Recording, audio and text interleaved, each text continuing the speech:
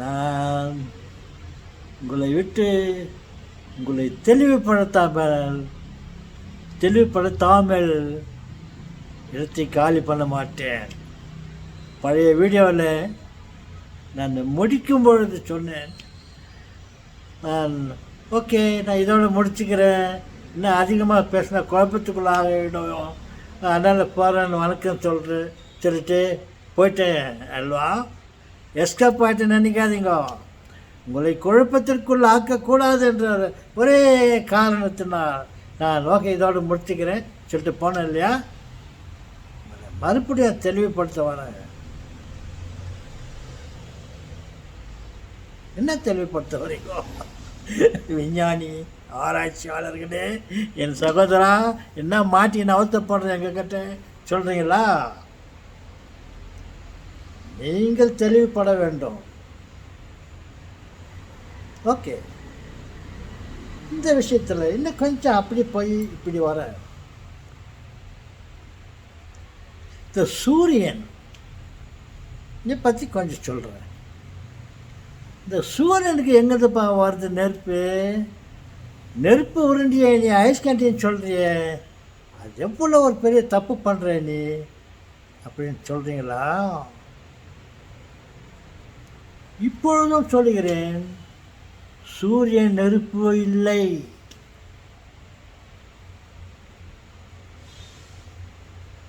அதிகபட்சமாக சொன்னால் அது பனி ஐஸ்கிரீம் கட்டி என்று சொல்லுகிறேன். என்ன சார் அத்தை சொல்கிறதுக்காக திரும்ப வந்துக்கிறீங்களா? தப்பாக சொல்லிக்கிறீங்களா சார்? தப்பாக சொல்லலை. அது சாதாரண பூமியை மாதிரி ஒரு உருண்டை, அதன் மேலே நீங்கள் ஓடி விளையாடலாம்.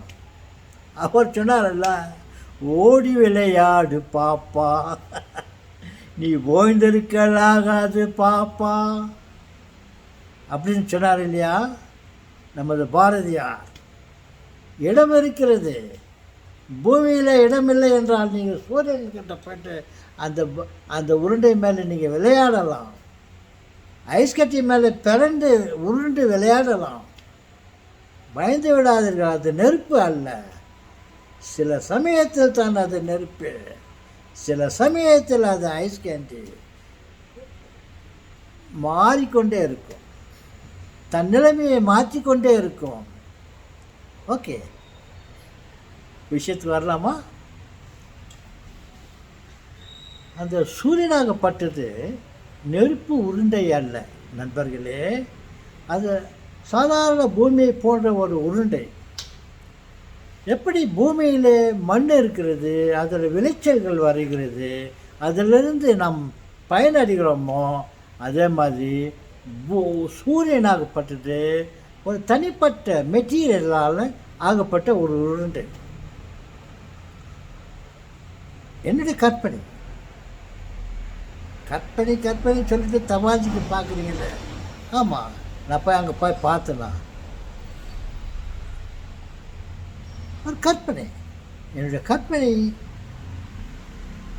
நிஜமாக இருக்கிறது எனக்கு பொறுத்தவரை. அந்த சூரியனாகப்பட்டது டங்ஸ்டன் என்னுடைய கற்பனையில் வருகிறது. டங்ஸ்டன் மெட்டீரியல், காப்பர் மெட்டீரியல், இன்னும் சில எரிபொருள்களால் உருவாக்கக்கூடிய மெட்டீரியல்களால் ஆக்கப்பட்டது அந்த சூரியன்.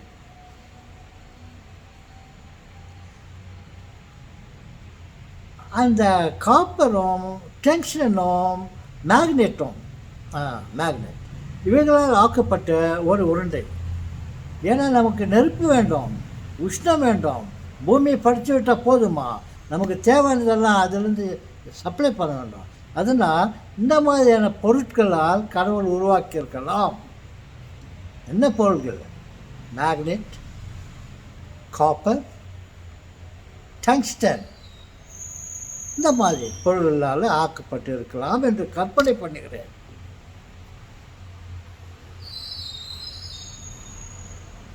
ஒரு உதாரணத்தை சொல்லிவிட்டு நான் அங்கே வருகிறேன். நமக்கு எங்கே இந்த பூமியில் மின்சாரம் தேவைப்பட்டால் படுகிறது. அதனால் என்னத்தை கையாளுகிறோம்? இந்த காப்பர், மேக்னெட் இவைகளை அருகையில் கொண்டு வந்து அது பக்கத்தில் அதை அசைய வைத்தால், ஆட வைத்தால், அதனுடைய ஆட்டத்தில் என்ன ஆகிறது என்றால் அக்கப்பக்கம் இருக்கும் எலக்ட்ரான், புரோட்டான், ஆட்டோம்ஸ் இவைகளால் நிரப்பி வைத்திருக்கிறார் கடவுள். ஓகே, இந்த ஜெனரேட் பண்ணுறேன் இல்லையா, மேக்னெட், காப்பர் இதுங்களை பக்கத்தில் ஒரு நிலையில் அதை ஆட வைத்தால் இதுக்கு ஒரு தனி பவர் இருக்குது, தனித்தன்மை இருக்கிறது. அப்படி ஆடும்போது இந்த பக்கத்தில் இருக்கிற ஆட்டம்ஸ்களெல்லாம் அது பிக்கப் பண்ணிக்குது. பிக்கப் பண்ணி சேர்த்து வைத்துக்கிறது. சேர்த்து அப்படி ஆட்டி வைத்து பண்ணும்போது சேகரித்து வைத்து கொண்டு இருந்த அந்த எலக்ட்ரான், புரோட்டான்களை என்ன பண்ணுது? இந்த டங்ஸ்டன் என்ற மெட்டீரியல், நீங்கள் சாதாரணமாக அந்த பல்பிலெல்லாம் பார்த்துருப்பீங்க. நம்ம பழைய காலத்தில் யூஸ் பண்ணோம் வச்சா, பழைய காலம்னு சொல்கிறோம். ஏன்னாக்கா இப்போ வந்து இந்த என்ன மெட்டீரியலில் வர்றது, ஓகே இப்போ எரியல் மெட்டீரியல் இது கூட டங்ஸ்டனில் தான் வருது. அந்த டங்ஸ்டன் என்ற ஒயரில் அந்த கரண்ட்டு ரெண்டும் அது மின்சாரத்தை செலுத்தினால் அது எலக்ட்ரான், புரோட்டான் தனித்தனியாக இருந்தது ஒன்றா சேர்த்தாக்கா அது தாங்க முடியாது, நெருப்பாக ஆகிடுது. இந்த டங்ஸ்டன் என்ற மெட்டீரியல் நெருப்பாக எரிந்தது.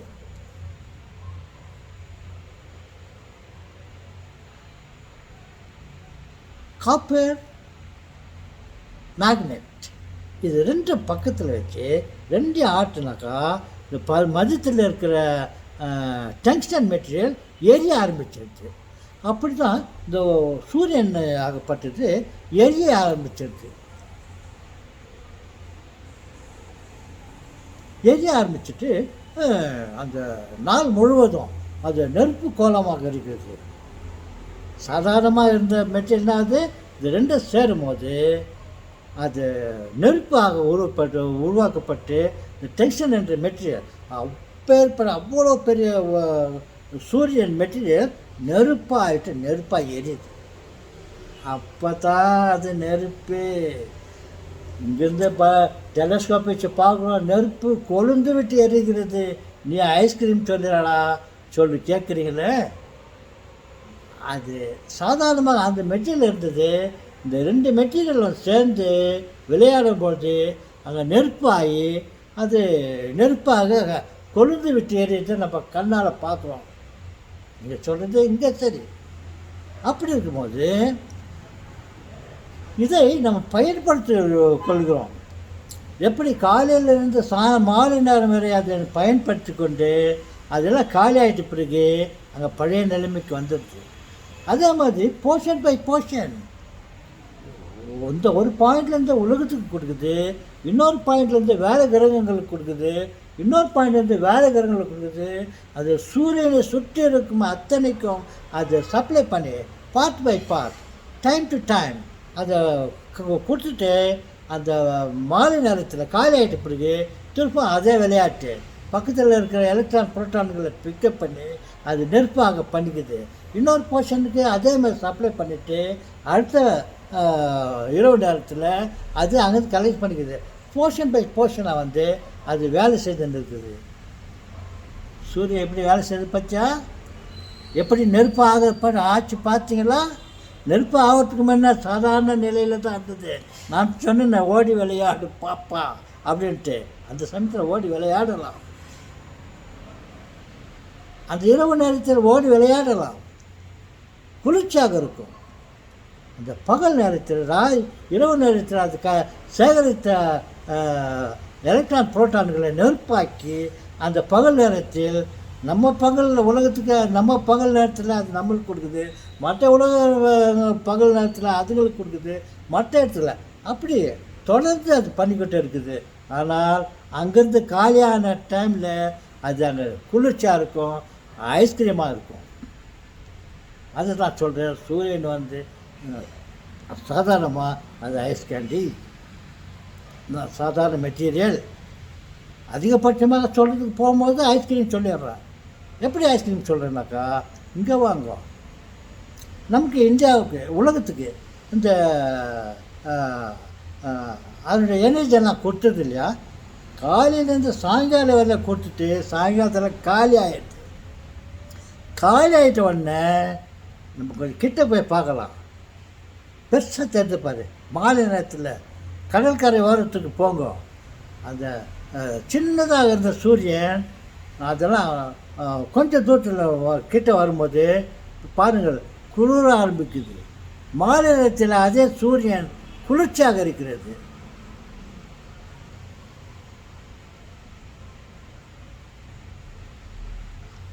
இங்கேருந்து அவ்வளோ தூரம் பார்க்கும்போது அவ்வளோ பெருசாக இருக்கும்போது குளிர்ச்சியாக தெரியுது. மாலை நேரத்தில் நீ கிட்ட போயிட்டாக்கா எப்படி இருக்கும், அந்த குளிர்ச்சி குளிர அதிகமாகிட்டு ஐஸ் கண்டி ஆகும். ஐஸ் கண்டி இருக்கிறதுக்கு இருக்கும்னு நான் சொல்கிறேன். அதை நம்புறீங்களா? நீங்கள் நம்புங்க, நம்ப கட்டி போங்க.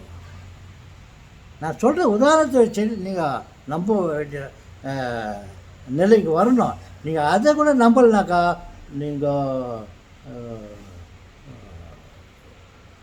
ஓகே உங்களை சொல்ல வார்த்தை இல்லை. எப்போ அந்த மாலை நேரத்தில் அவ்வளோ பெரிய சூரியன் நமக்கு குளிர்ச்சியாக காணப்படுது, குளிருது. அவ்வளோ பெருசாக கண்ணில் காணும்போது அது எவ்வளோ பெருசு, அவ்வளோ பெருசு கிட்ட போனாக்கா அது கண்டிப்பாக அது குளிர்ன்றது ஐஸ்கேட்டாக இருக்கிறது தயவுசெய்து நம்பிக்கொள்ளுங்கள். நம்பினோர் கெடுவதில்லை. இது 4 பேர் சொன்னதில்லை, நான் சொல்கிறேன். என்னை போல் 4 பேர் சேர்ந்து சொல்கிறது தான் 4 பேர் சொன்னதில்லை. அங்கேருந்து எப்படி வாங்க, 4 பேர் இல்லை, நான் சொல்லுகிறேன். ஒருத்தன்னாமா அந்த காலத்தில் இவ்வளோன்னு ஒன்று இருந்துச்சான். அதில் ஒருத்தன் ஆராய்ச்சி பண்ணி சொன்னான், நான் வெளியில் இருக்குது எல்லாம் ரெக்கார்ட் ஆகிட்டுக்குது.